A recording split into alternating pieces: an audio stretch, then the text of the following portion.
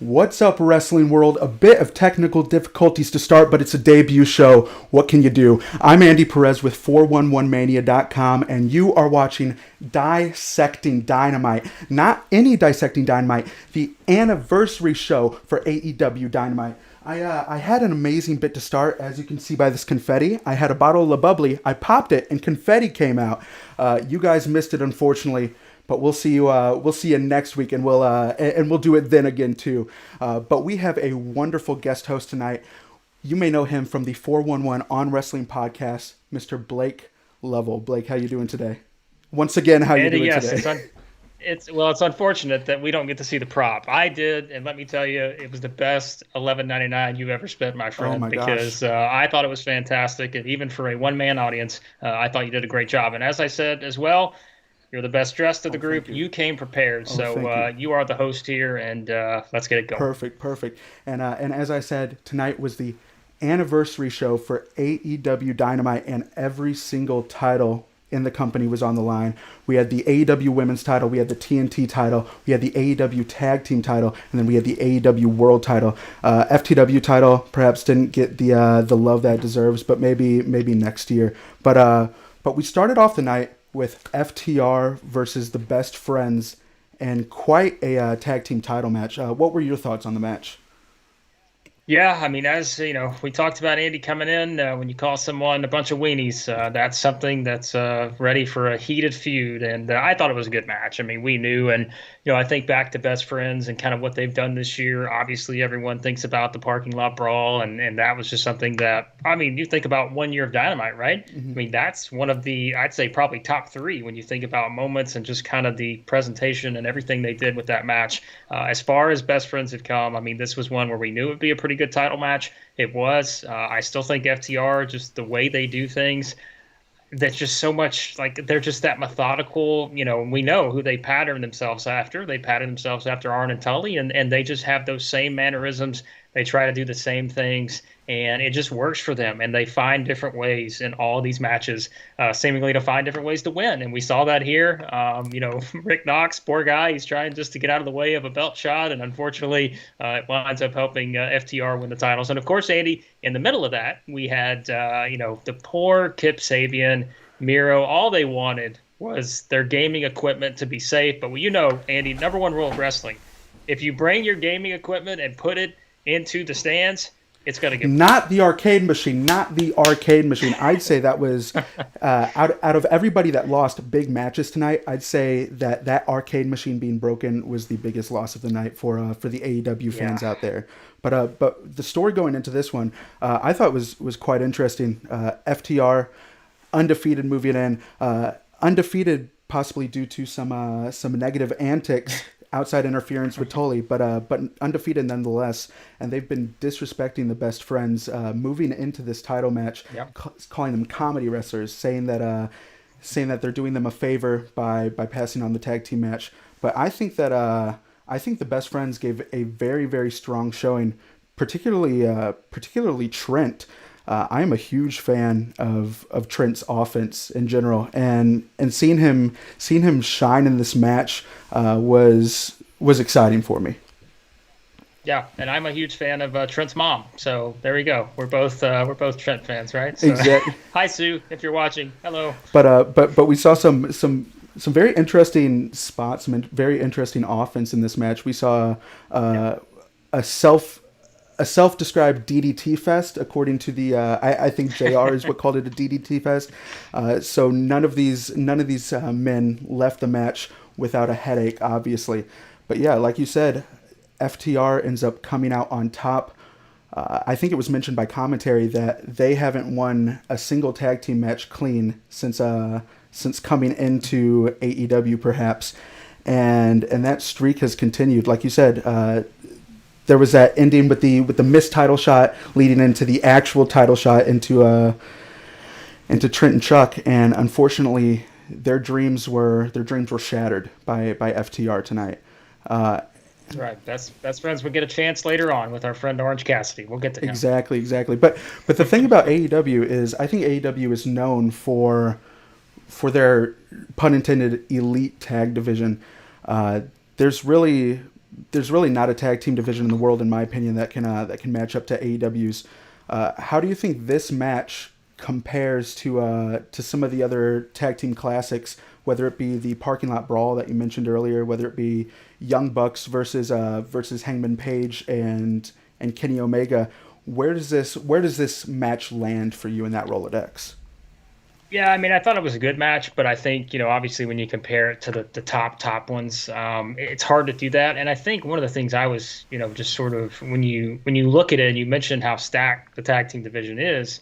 Well, you get these new pairings all the time, right? So you have guys that haven't necessarily worked with each other all that much. And so sometimes I think, you get into those first match scenarios and it clicks, and maybe other times it doesn't click as much as other matches. And that's not to say this was a bad match, but obviously living up to the hype of the parking lot brawl, or I mean, we can't even compare anything to the match at Revolution at this point. But it's one of those things where I think as you get more ring time together, like with these particular two teams, you'll see them put on a lot more great matches, I think, throughout their time in AEW. Because let's remember too, like these are two pretty young teams, Andy, and like we hope that we got a long time coming for these two here in AEW. They're certainly going to be at the top of the division for a while. Yeah, and speaking personally, watching Chuck Taylor in the Independents back in 2005, 2006, as a young child, watching him do the awful waffle on the internet back in 2006, seeing how far he's come in particular, has been a joy to watch. And I hope this wasn't their last. I hope this wasn't their last shot with FTR, because, like I said, it didn't end clean. So hopefully we see a bit of retribution. Hopefully the best friends get their rematch. Andy, did you say retribution? I hope we don't see a retribution on AEW TV. We'll see. They're coming down. They're tearing down every bit of the wrestling world, and now that they have Mustafa Ali leading them, they're even more unpredictable. We'll see. Yeah, we'll see. But that leads into what happened after the match. Like we mentioned, the arcade machine got destroyed in this FTR versus Best Friends match. Kip Sabian's arcade machine, what he holds dearest, even above Penelope, he holds his arcade machine.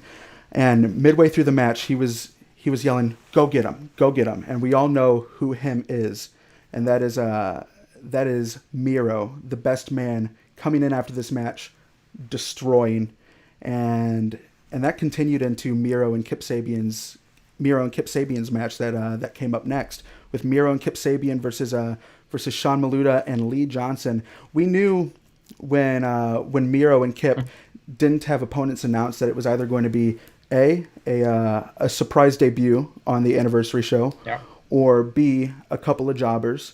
And I think it's safe to say which outcome we got. My boy Lee Johnson, man, he is the AEW Dark hero for me. Of course, as someone who reviews AEW Dark, that match he had with Ben Carter several weeks ago, just fantastic. But we knew what my man Lee was going to do here, and we knew this was going to be all about Miro and Kip Sabian. That's exactly what it was. I thought it's good to have that change of pace, because they are going with the gaming thing as sort of the tie between those two guys, and then to counter that, you have Miro just come out and just completely kick someone's ass. Like, I think that's the way to do it, because you can sort of balance both of those with that. And so I think they're doing a good job with him. And I know, like, it's easy to look at Miro and try to put him in that lens of Rusev, maybe back in the days where he's driving the tank and all this other stuff. But, I think you just have to realize it's a new character, and it's sort of a new direction for him. And so it'll be interesting to see where they go from here. And obviously, I think now we know where they're headed with this. This sets up a match with Best Friends moving forward, just because they were the ones that destroyed the arcade. So. And while Miro has a new character, has a new persona, that intensity that he had as Rusev has definitely carried over. The way he dominated in this match, the way the commentary put him over as, quote, the most dangerous force in AEW, and that continued throughout the entire minute and a half that the match ran on for.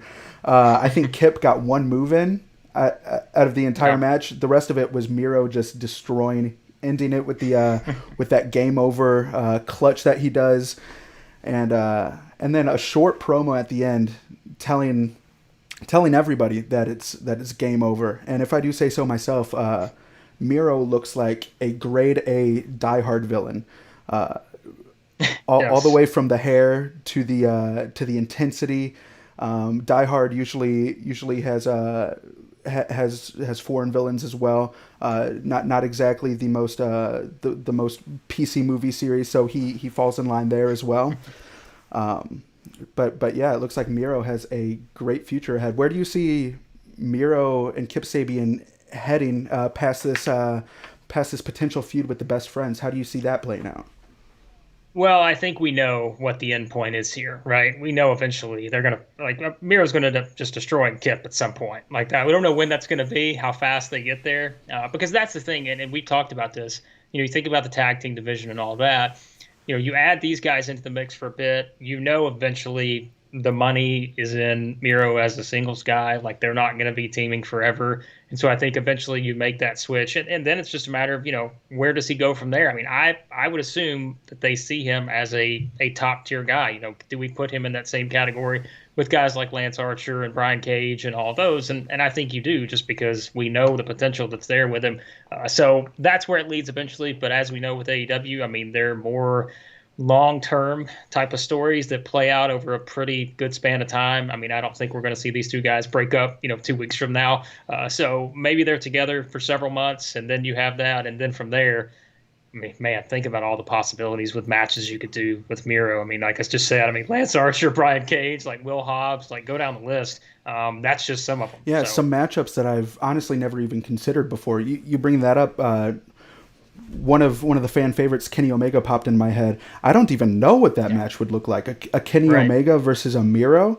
But Yeah, and that's what's great about it, mhm. right? Is because you bring these guys in, and everybody sees them as sort of the ex WWE guys, but at the same time, it's like think about all of the fresh matchups that you can get down the line, and that's why I think if you're AEW, you look at the long term situation here.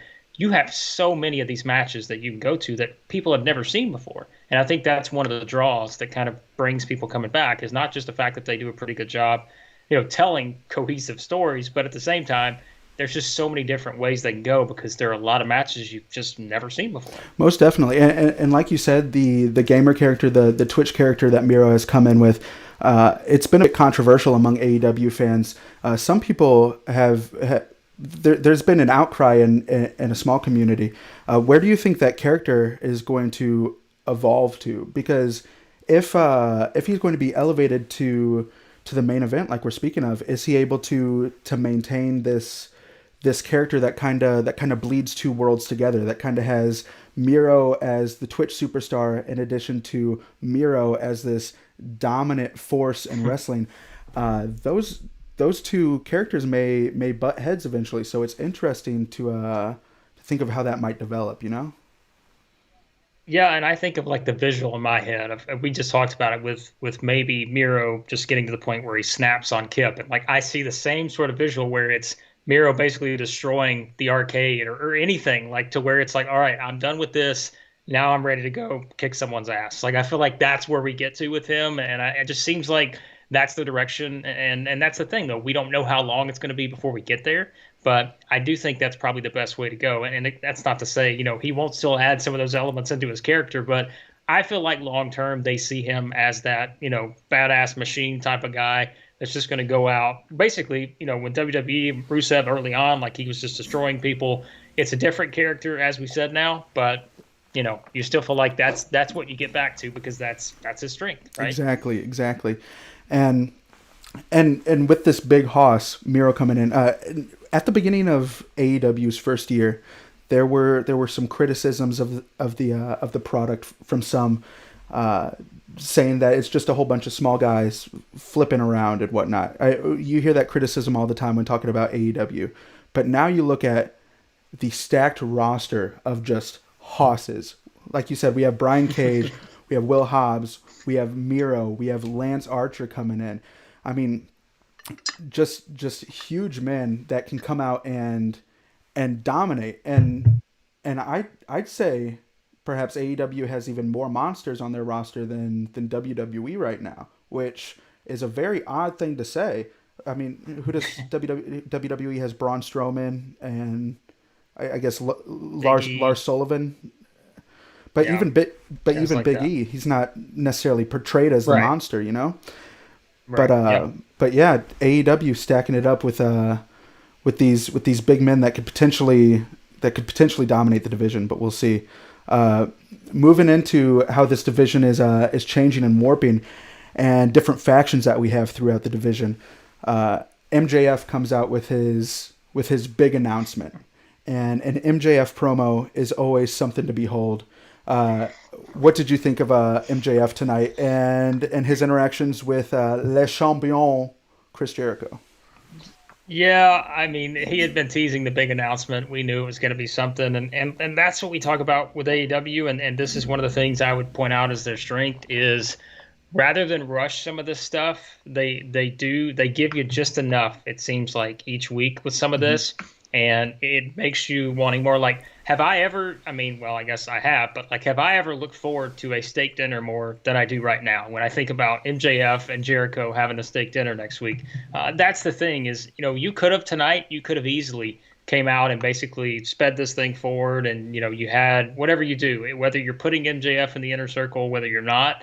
You could have had MJF and Sammy Guevara go at it. You could have had a lot of different directions, but they just, these MJF Jericho interactions are, will every one of them hit? No, but they're still gold probably in terms of just how you put these two and know the two characters that you have. I can think back, Andy, to even that first visual where they had the split screen, and you've got both of them calling each other losers, and like that's the stuff. Like if you can just add a little bit more of that, and we know, like, right, in wrestling, it's the slow build. You add that next layer, then you add the layer after that, and like we're getting these layers week after week, and we know next week there's going to be something at that steak dinner.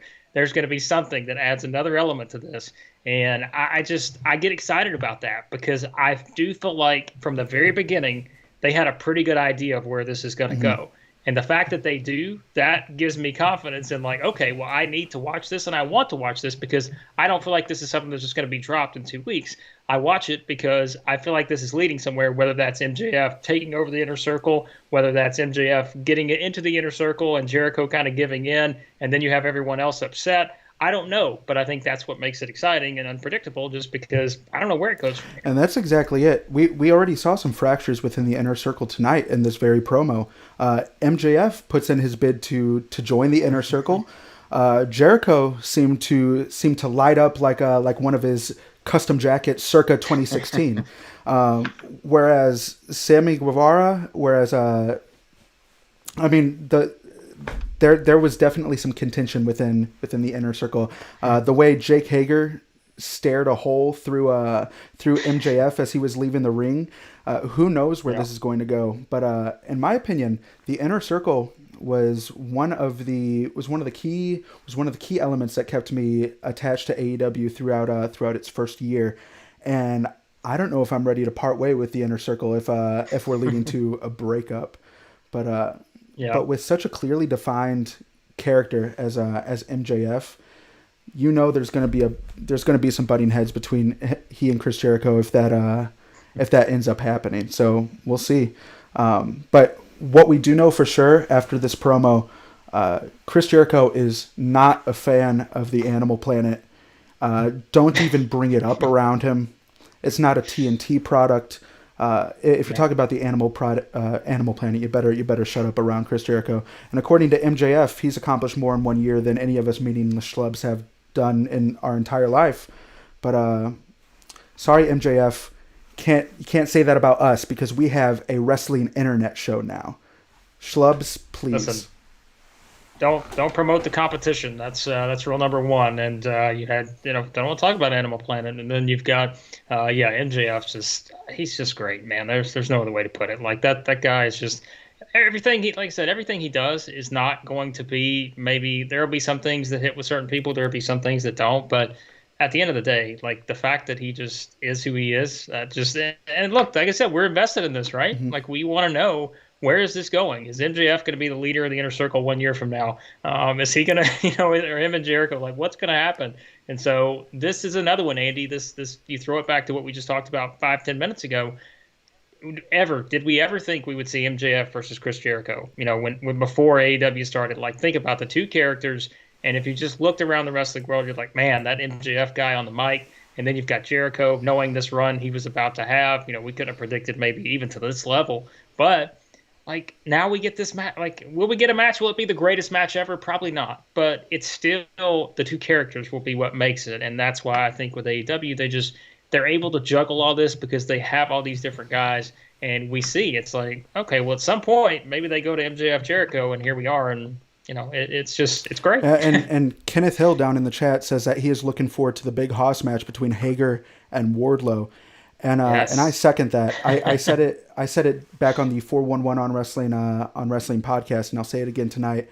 I stand in the same camp as Big E. I love to see two big meaty men slapping meat. So whenever Hager and Wardlow get into the ring together, I'm going to be tuning into that, and we're going to be talking about it right here at Dissecting Dynamite. Excuse me.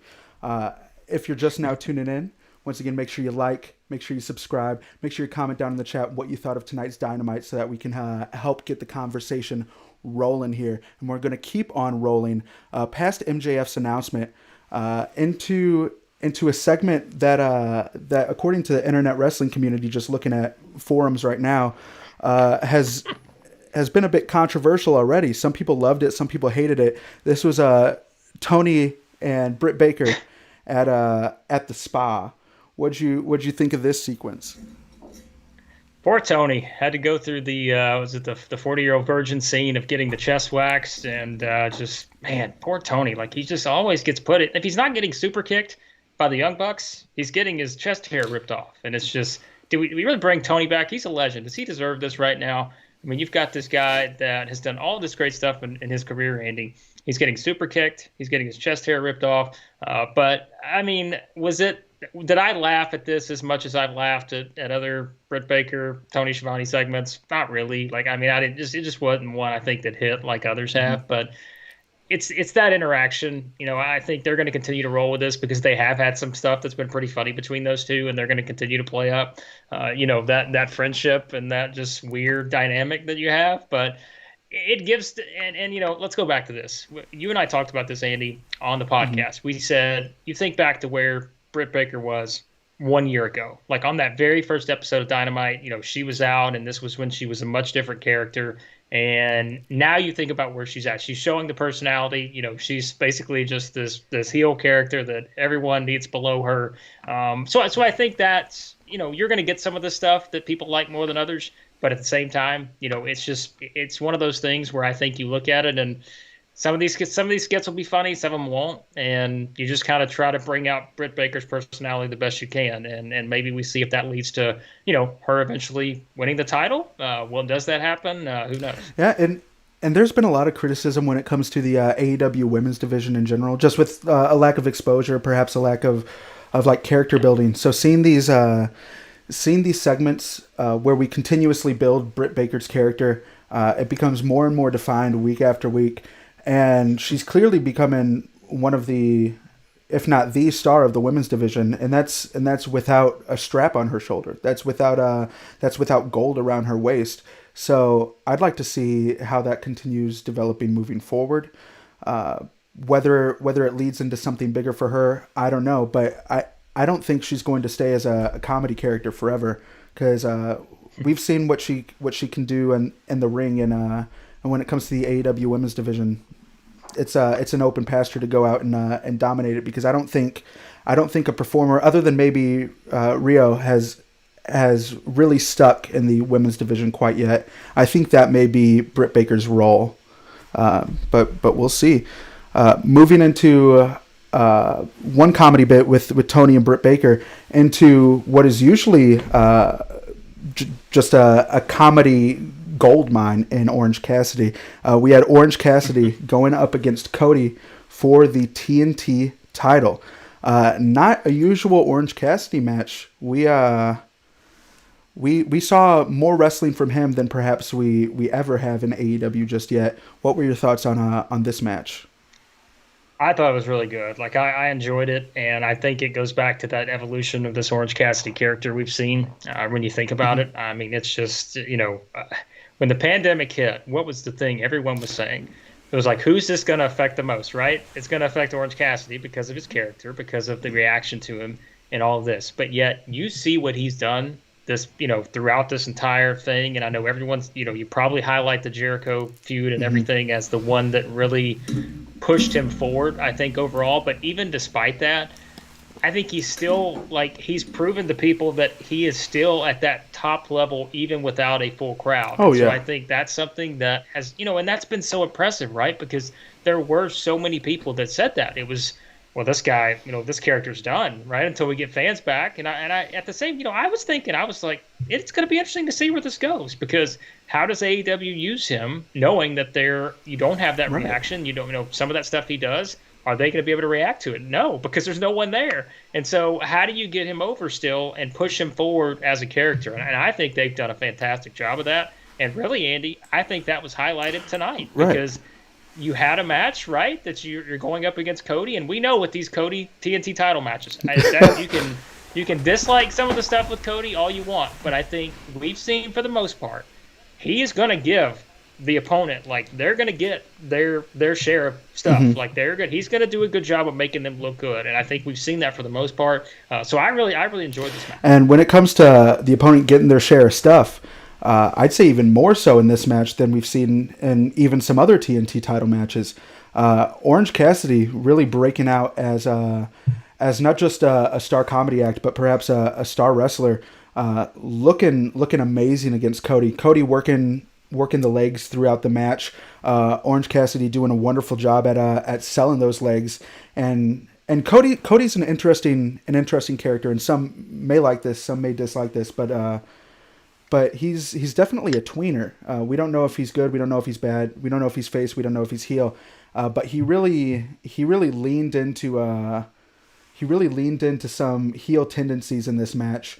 Using that turnbuckle to injure Orange Cassidy's knees, doing the big Papa Pump spot, rolling over out of the cover into the push-ups, going back to the well when it comes to the turnbuckle and having Orange Cassidy cut him off, and just showing frustration boil up within him throughout the entirety of this match, to the point where there was a real intensity from Cody that I don't know if I've seen that before out of him. Yeah, no, he was very intense. And I think we, even you go back to last week, right, with the dog collar match, and then you take it fast forward to this, it's a completely different opponent, completely different scenario. But at the same time, you still get that intensity. And I think you still look at it. And I mean, I'll tell you this, Andy, the time limit stipulation, anytime they go to that, I always, even as a kid, I loved it. I was like, oh, come on, 5, 4, 3. And you have no choice but to sort of get invested. I think when they do the countdown, it's 1 minute left. It's oh my gosh, we got to get to this quick. Somebody's got to do something. What's going to happen? Because, you had those, even if you go back to the WCW NWA days where you've got, Ric Flair doing these 60-minute matches and it's 59 minutes. You're oh my gosh, something's got to happen here. And that's one thing I think, Cody, obviously the background with Dusty Rhodes and everything. I mean, that's stuff that I think they do a good job bringing back elements like that, because that time limit draw, say what you want, but at the same time, just adding that fun part, I guess, aspect to it, of getting the crowd. It's oh man, what's going to happen? What's going to happen here? What's going to happen? You're so invested in it at the end where it's, you come about thinking, oh man, Orange Cassidy, he just needed 2 more seconds and he would have won this thing. And so I think they did a really good job with that. And as we know, Andy, we're going right back to that match here in a couple weeks. Thankfully, because I really, really enjoyed the match. Kenneth Hill down in the comments brought up a very interesting point. He's saying that he believes that Cody possibly puts in more effort when it comes to quote unquote smaller opposition, such as Orange Cassidy, such as the Darby Allins of the world. What do you think about that? Would you agree with that take? Because for me, I feel like Cody's been pretty consistent with his intensity, and not only his intensity, but the effort that he puts into these TNT title matches. Where do you land? Yeah, and because what do we hear from wrestling legends all the time? Even Jericho said this a lot. It's when these guys, are at a point where they know they're the top guy or they're one of the top guys, and we know Jericho, Cody, they're the top guys.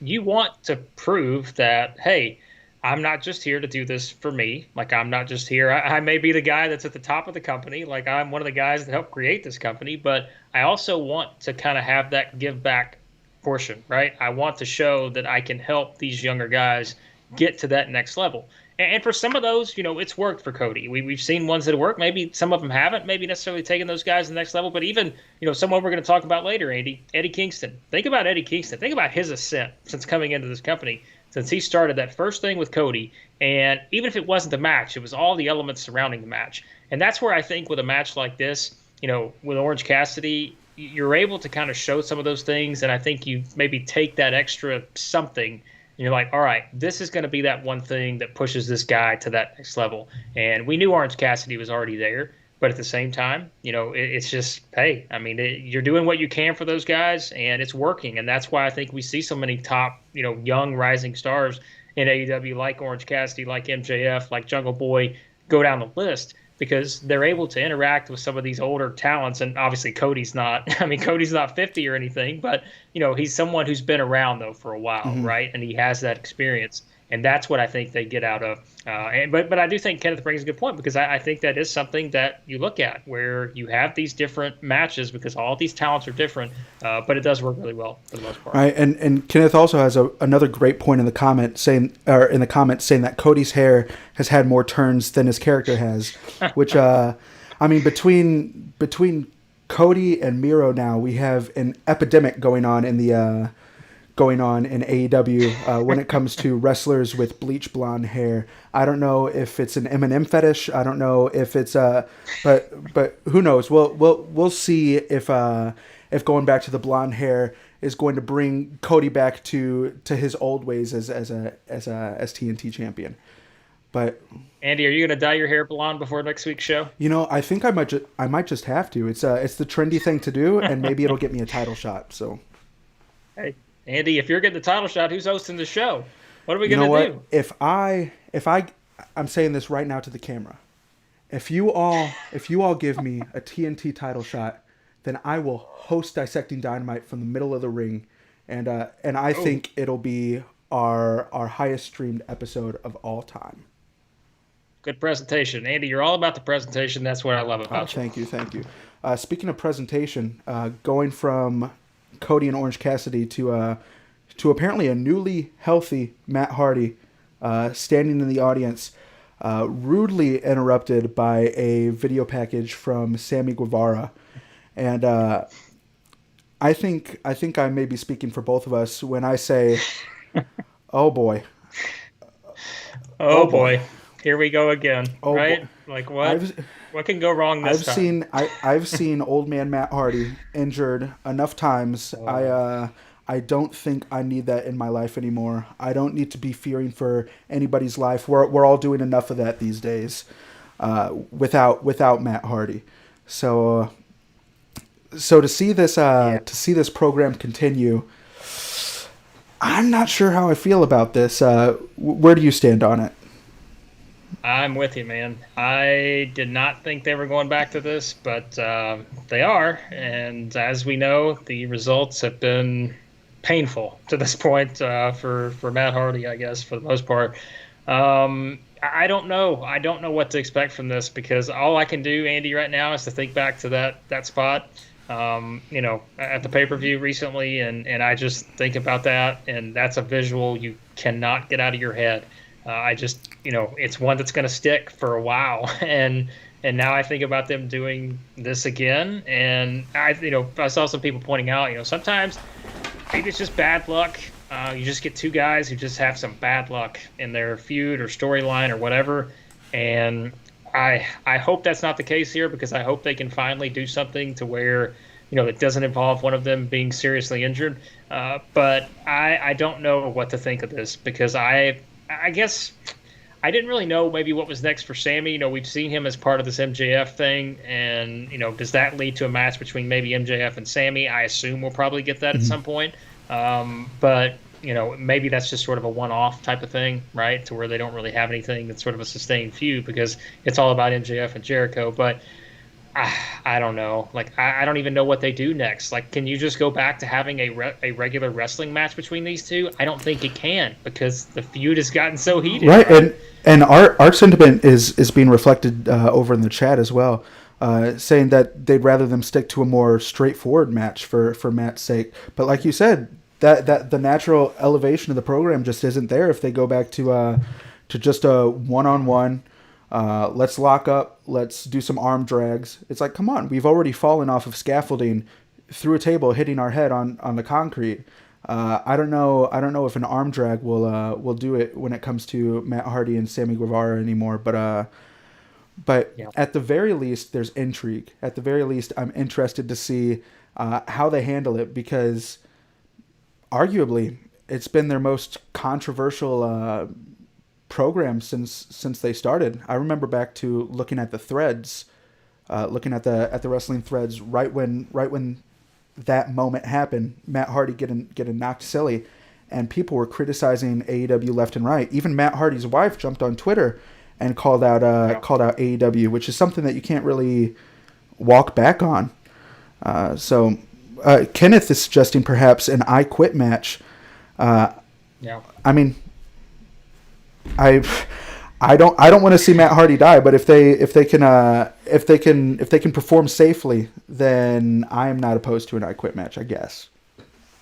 Yeah, and that's the problem. Like, even if you do a last man standing match, it's like, man, I almost feel like you already had that, right? With the way that last match ended, although I know they continued it, but it's like, I don't know. Like, that's going to be interesting. Maybe they do go the IQ route, like, or I quit route, like Kenneth said. I don't know, but I will say this, like, I'm interested. I don't know if it's an interest as though I'm necessarily thrilled, but I'm interested. So I guess that's worth something. Yeah, interested is good enough at this point when it comes to this program. I'd say interested is about as good as we can get right now. Yes. That leads into another interesting segment. We had a little raffle machine in the middle of the ring with Tony standing there like a goofball, and we Yeah. have apparently. Here, hold on. It looks like there's a bit of a problem when it comes to your video right now. Let me.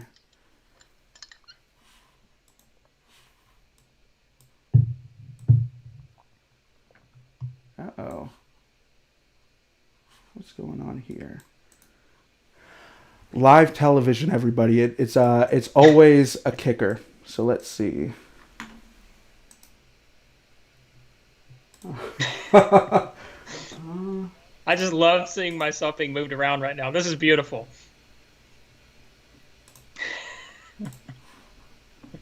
Are you?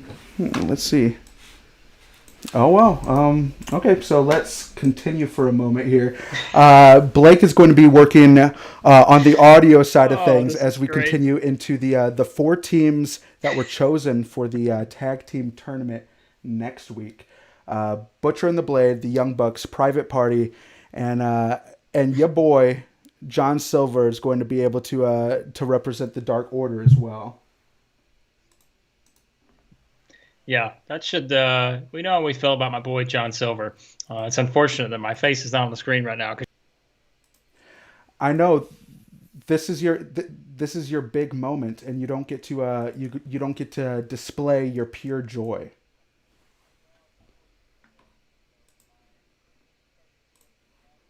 Debut show here, and I would have loved to have that on for my guys John Silver and Alex Reynolds. But yeah, it's unfortunate that that's the case. But I'm looking forward to this match. I think we probably know Andy, and we're probably going to agree who's going to win this match. It seems like we know where this is headed in terms of the Kenneth's making me laugh in the chat right now because we're talking about my jacked up man John Silver.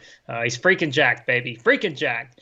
But I don't think they're going to win. I think we know the Young Bucks probably going to find a way to win this thing. We will see what happens, but I am looking forward to it, and think this will probably be a fun little four-way match there. Butcher and Blade, Private Party also included, but I think we know Young Bucks probably where all this is headed. So Oh wow! Well, it looks like your video is it's back, but it has been amended slightly. For some reason, There you go. it's not exactly letting me do exactly what we're supposed to do in this moment. But you're here, and that's good enough for me. Blake, I don't know what we would do without you with your tiny Well, little screen over there on Dissecting Dynamite right now. But right now it'll work. But yeah, next week we have Butcher and the Blade, we have the Young Bucks, we have Private Party, and then we have the Dark Order in a 4-way match to become number one contenders for the tag team title. Where do you see this going? yeah, I mean, like I said, I would like to think that this is going to be something maybe have an unpredictable result, but we know what this big match, we know where the money match is, right? I mean, we just kind of know what they plan on doing with these two teams, with FTR and the Young Bucks. So we'll see. I mean, I think it's going to be a fun match, and as we've come to expect in this tag team division, right? We know that we've got a bunch of good teams in there, and we'll see where it leads to. Most definitely, and that leads us to Sheeta versus Big Swole for the women's title. Sheeta coming in with a record-breaking run over 140 days as AEW Women's Champion. What were your thoughts on this match? Yeah, Andy, you and I, we were trying to get everything working out technically smooth before we started, and obviously we did pretty good here for a while. But I think as we were talking about, as the match was going on, it just felt like something was missing in terms of maybe the overall, I don't know, like just the overall presentation, maybe of just, and we've talked about it with the women's division. Like I think it's just completely still to the point to where they have a lot of improvement. We know that there's a lot of things they're going to have to do different to maybe get that division to where they want it to be. But at the same time, it's one of those where I think you look at it and this match, there were just some of those things where I think they maybe could have did a better job building it up. Of course, it was one that kind of came on the fly. We really didn't have a whole lot in terms of build to this, but it's something too where they've still got some work to do. I think when you look at the women's division, and this was maybe another example of that because Big Swole came in. I don't necessarily know that she was just, was she to the point of where she was just built up, that made you just want to see this match to that upper top level. I just don't think it was yet because for a lot of people, the Big Swole Britt Baker feud maybe didn't do a whole lot for Yeah.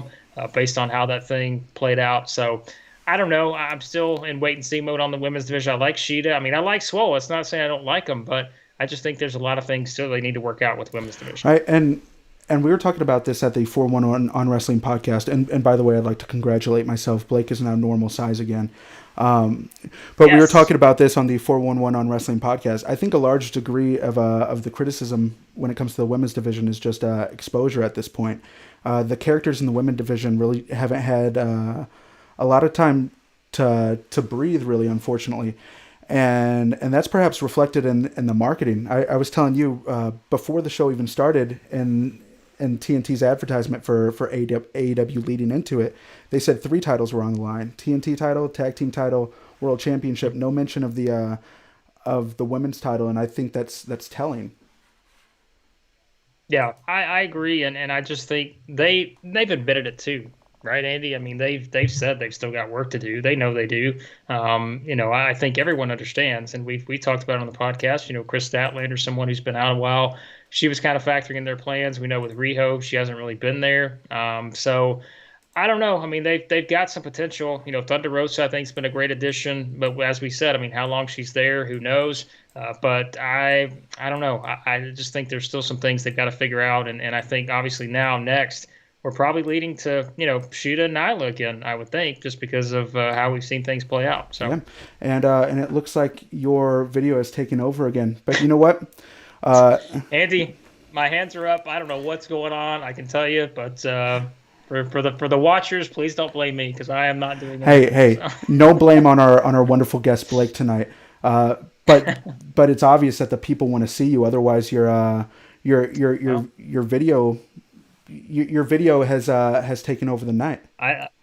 I don't know. Like, I wonder if this is like a situation where, AEW, we've got like a hacker scenario. Maybe the Oh my, guy who took retribu- Hangman Page's, like, or maybe it is Retribution. retribution. Maybe we talked about him and they've came into the thing. Maybe it's the guy who took Hangman Page's cell phone and text the Young Bucks back and being the elite. somebody's up to something. They don't want us to succeed. So someone's having fun with us. Maybe it's Ali. He was the hacker, right? It's something dastardly going on here, but we cannot let it stop. We are resilient here at Dissecting Dynamite, and you'll see that every single week moving forward. It looks like Sheeta ended up pulling out the win. Obviously, I don't think anybody expected much of a title change in this match, especially with the lack of build moving into it. And that's perhaps another criticism when it comes to the AEW women's division. Unfortunately, there just hasn't been a lot of strong build moving into title matches outside of the Rio and Nyla Jax feud. Yeah, it's just not a whole lot going on. I think when you look at it, it's just I think that's, and like we said. I mean, we know it's probably building to Nyla and Riho, and I mean, excuse me, and Sheeta, but it's just I don't know. Like I'm very curious because we talk about what are we going to be saying two year anniversary of the AEW Dynamite, and I think that's one of the things the women's division we want to see maybe where they go from here and how they develop some of these younger talents. And of course, they're bringing people in on AEW Dark, and you've had some independent wrestlers come in. And we mentioned Thunder Rosa, but I'm very curious maybe where they're at a year from now at that point. Most definitely, and that leads us into quite a main event. Earlier in the night, Lance Archer and Jon Moxley were shown getting into a bit of a brawl. I can't even call it a brawl. It was a one-sided ambush, an attack. Archer just tearing Jon Moxley limb from limb. Put some doubt in my mind if we were even going to see a world title match tonight, because we were leading into the final half hour of the show with two matches left. We had the women's match, and then we had Archer and Moxley left.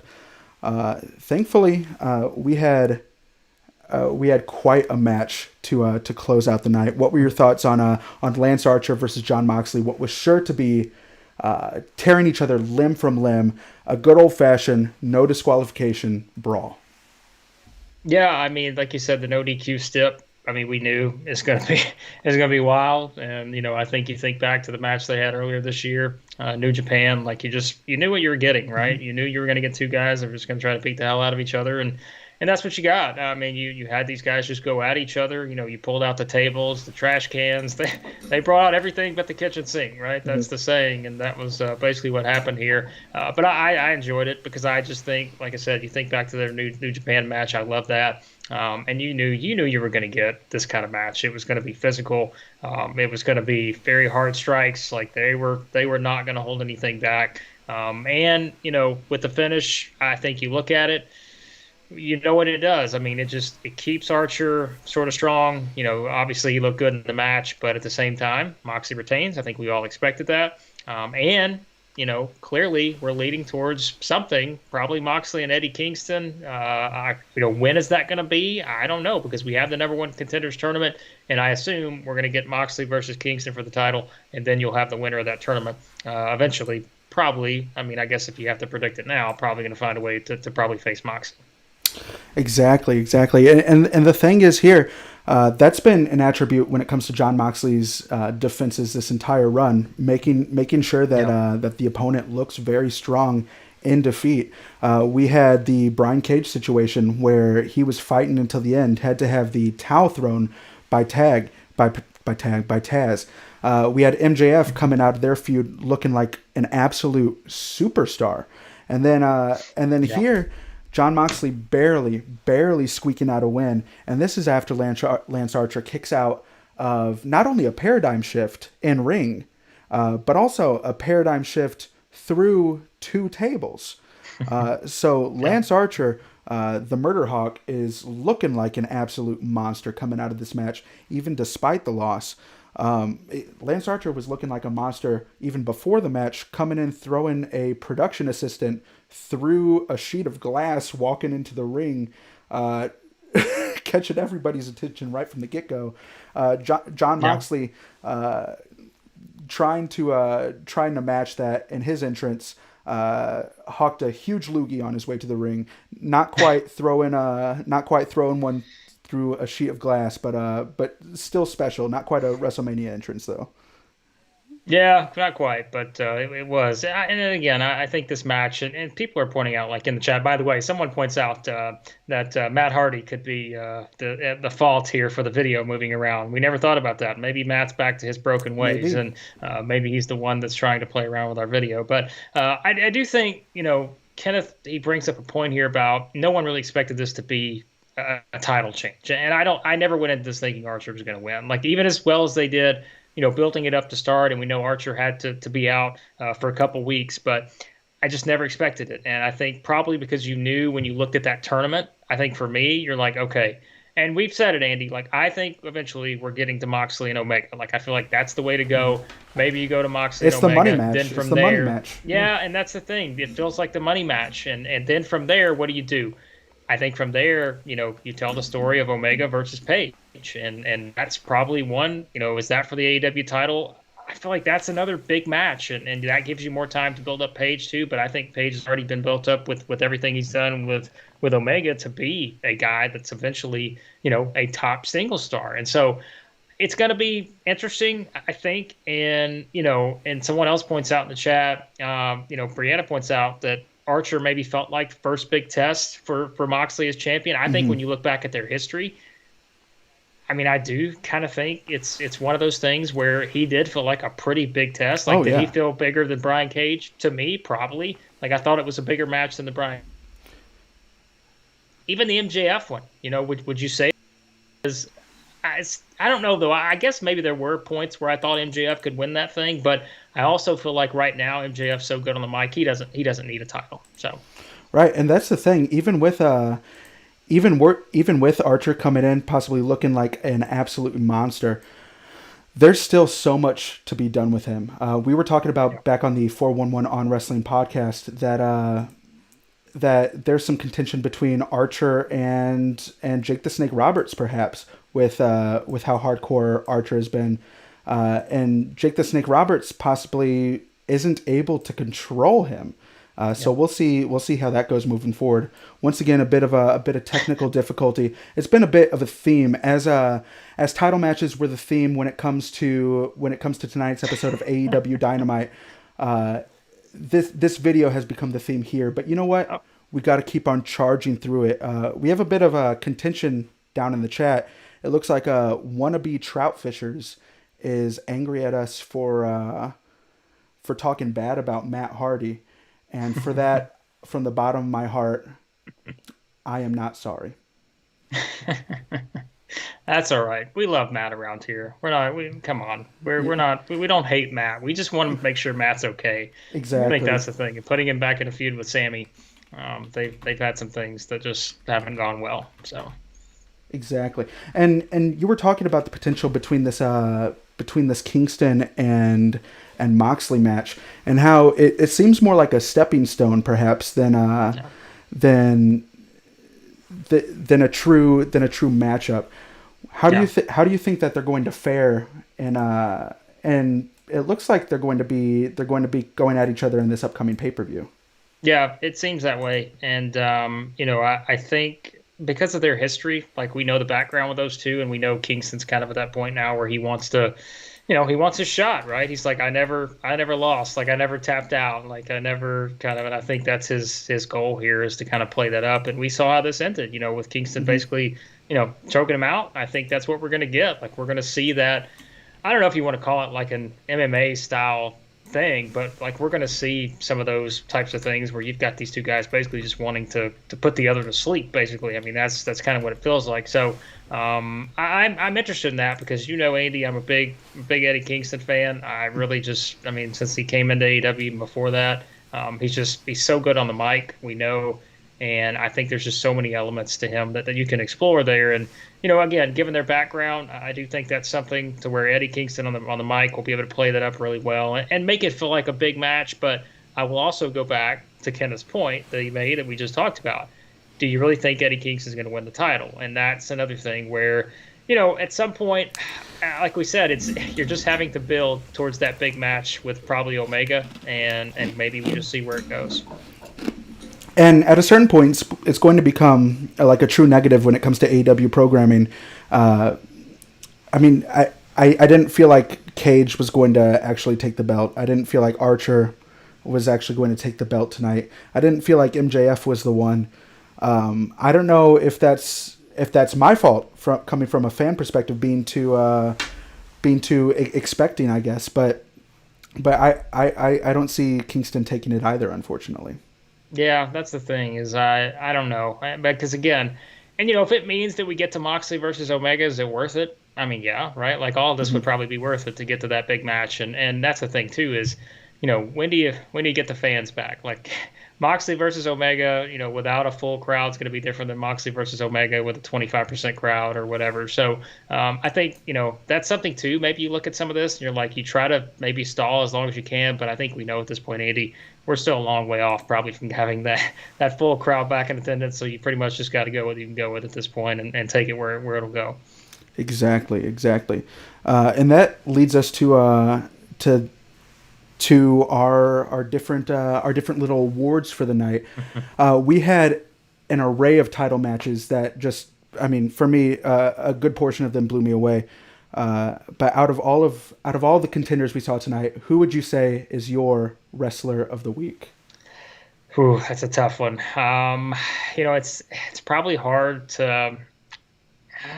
Cody's got some momentum going, man. I think you think about that. Think back to the match last week and then this match with Orange Cassidy. Like, I feel like Cody's someone that's really got a lot of momentum behind him. But at the same time, you kind of look at what Jon Moxley's done here. I I may be a little different. Like, I may just go with Cody to pick a different one here because I think you look at these last couple matches he's had and really over the span of a week. I know we're talking about this week, but what they did with the Orange Cassidy match, I really liked it. So I may go with Cody just because I thought that match was laid out really well. And I thought, both those guys came out looking good, and that's kind of what the goal was going to be with a match like that. I'm almost on the same wavelength as you because my wrestler of the week is actually Orange Cassidy. Yeah. I feel like the showing that he put in against Cody was just astounding, and it really shows him as a legitimate threat to any champion in the AEW men's division, and I'd actually like to see how Orange Cassidy would fare as a champion, possibly not world champion, obviously, but as TNT champion. And we have a few people agreeing with me. Thank you for backing me up, wannabe trout fishers. I know I made you angry about my comments when it comes to Matt Hardy, but you and I connect when it comes to Orange Cassidy. Orange Cassidy brings everybody together. I think we can all agree on that. It's a freshly squeezed choice there, Andy. Oh, thank you. Now, moving past the wrestler of the week, what do you think overall was your highlight of the week? And we may have taken this from a certain ring on MJF's finger. We call that the Dynamite Diamond of the week here at Dissecting Dynamite. What would you say was your Dynamite Diamond of the week?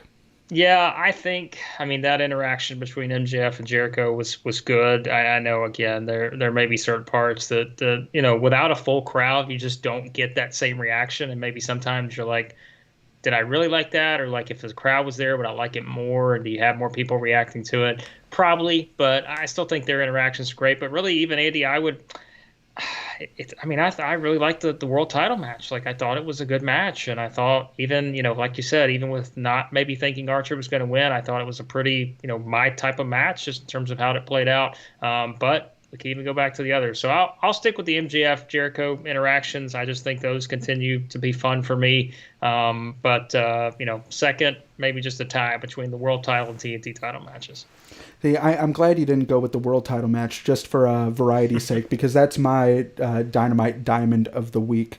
As a wrestling fan, seeing those knockdown, drag-out brawls and fights, it really never gets old. Just two badasses going up against each other, making names for themselves. And I said it on the 411 on Wrestling podcast.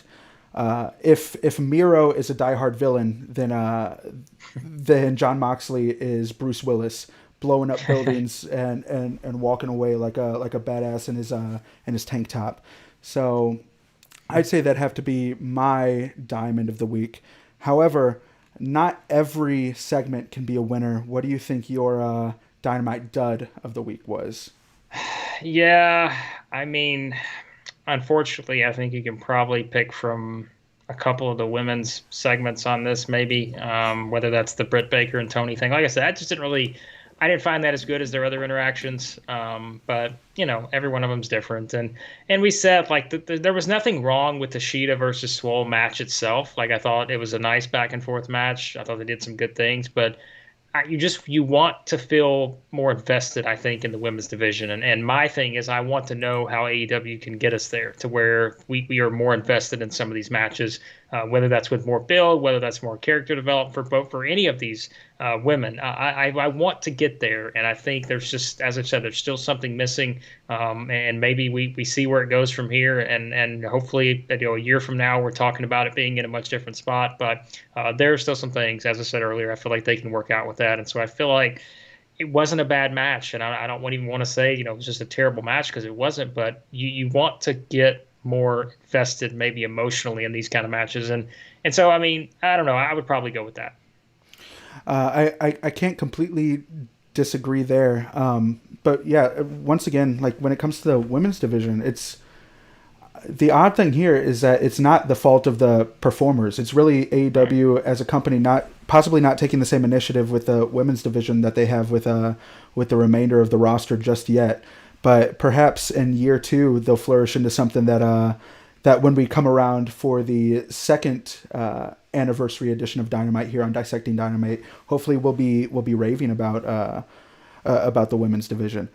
I can't completely agree when it comes to the dud of the night, though. I'd say mine was probably, I hate to rag on it more, wannabe trout fishers, but it was the short Matt Hardy Sammy Guevara segment there, because it kind of pushed me into a mode of panic. I wanted to make sure I could be there and protect Matt Hardy. I wanted to make.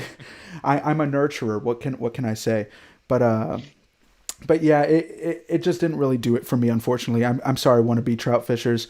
Wannabe trout fishers agreed with you. It looks like at least you have somebody to connect with. Smart. It's smart. Exactly. But there were a lot of title matches tonight, and there were a lot of big losses tonight, and I'm wondering how those losses are going to translate when it comes to the AEW rankings, because as you and I both know, the ranking system is what really sets AEW apart. Perhaps makes it lean closer to the sports when you're talking about sports entertainment. So let's talk about what the rankings look like in this week's rankings rundown. The rankings going into tonight had, of course, when it comes to the men's heavyweight division, had Lance Archer number 1, Brian Cage number 2, MJF number 3, Brody Lee falling all the way down to number 4 after losing the TNT title, and then Scorpio Sky is number 5. How do you think the rankings were shuffled up after this week? Yeah, it seems like probably not a lot of movement, right? When you think about kind of who was on the show and who wasn't. I guess not a ton, but and that's the thing is, we think about it like where's Eddie Kingston, right? Like he's not in there anywhere, but he's probably the guy that's getting the next shot. So I don't know. I'm very curious to see kind of how some of this gets shuffled around, because we know probably MJF's not gonna. Yeah, and that's like the thing about, like, it's hard to even think back to, like, we got to remember, like, Brody Lee had the shot against Moxley, and that feels like forever ago at this point, doesn't it? It's just Right. this year has felt like 5 years, but yeah, like we think back to all these different guys that have had shots, and so you feel like Eddie Kingston's probably the next guy, because they had sort of that impromptu match they had to go to when Archer had to be out, and so now maybe they go back to it with a little bit more of a build. So that's that's probably where we're headed here. So Most definitely. My biggest question when looking at these men's division rankings is just how far is Lance Archer falling after this loss. yeah. He's had a couple big losses in AEW so far.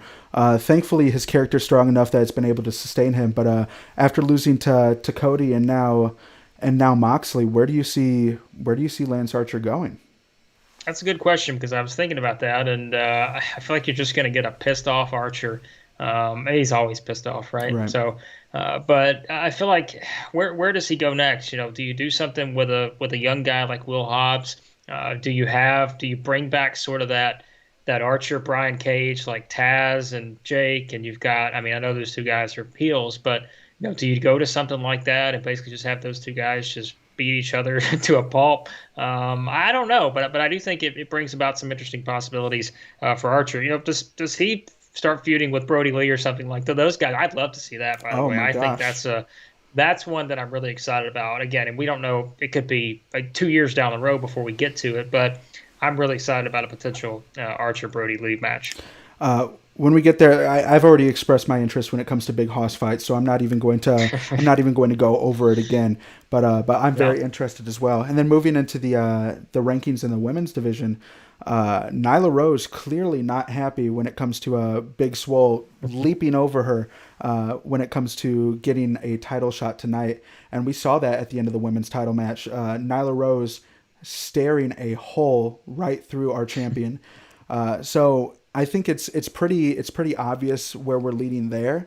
However, once again, my big question is what happens to Big Swole now? Like you said, she had already lost some momentum coming out of the Britt Baker feud, and now uh, uh, another speed bump in her way when it comes to losing this title match to Shida.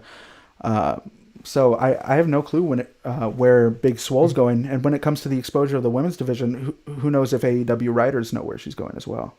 Yeah, and that's the thing. You're not really going to go back to Swole and Britt Baker at this point, are you? I mean, you just did that, and so I don't know. Like, do you do something with Penelope? Do you do something with? I don't know. Like, there's a lot of, I guess, ways you could go, but at the same time, like, with Statlander out, like we said, and I mean, they've got Evil East now, and like, there's a lot of, I guess, there's a lot of things you could do, but I don't know, and that's the problem. Is like I have much better possibilities for some of these guys like Archer we just talked about, obviously, but when it comes to the women's division, it's just I don't, even myself, I don't know if I was AEW, like where do I go next with some of these because we know we're probably getting Nishida and Nyla again, but for Swole and Britt Baker and Penelope Ford and Thunder Rosa and all these others, like where do you go? And do you have these programs that can get to that top level that aren't necessarily title programs, because they tried to do that with the Swole and Britt Baker thing, and it just for me,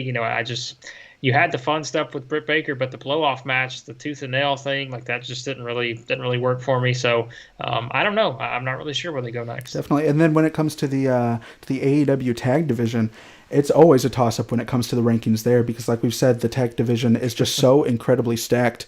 Obviously, the best friends are going to be falling in the tag division after this loss.